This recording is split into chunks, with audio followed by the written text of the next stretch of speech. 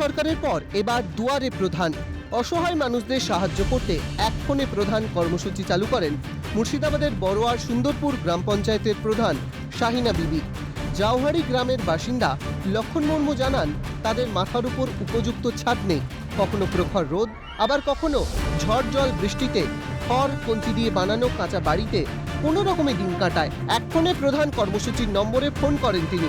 Phone পেয়ে তার বাড়িতে পৌঁছে যান পঞ্চায়েত প্রধান। এক মাসের খাদ্য সামগ্রী সহ বৃষ্টি থেকে বাঁচতে ত্রিপল দেওয়া হয় ওই আদিবাসী পরিবারকে।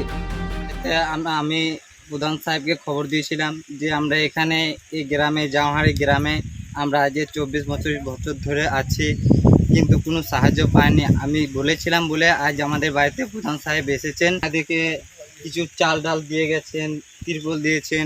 আমাদের বাড়িতে এসেছিল, আমাদের বাড়িতে প্রধান আমাদের বাড়ির পাশে থাকবে, চাল ডাল দিয়ে গেল, আমাদের অসুবিধা বয় করে দেবে। পাকা বাড়ি তৈরির আশ্বাস পঞ্চায়েত প্রধানের এবং এক ফোনে প্রধান কর্মসূচির মাধ্যমে অসহায় মানুষদের পাশে দাঁড়ানোর বার্তা দেন তিনি। বাড়িটা খুবই খারাপ অবস্থায় আছে, তো ওনাদের মাথার উপরে ছাদটা নেই, তো আমি চেষ্টা করব ছাদটা করে দেওয়ার। আমার কাছে এরকম ফোন প্রত্যেক দিনই আসে, আমি প্রত্যেক দিনই এরকম কাজ করে থাকি, হয়তো আপনাদের নজরে।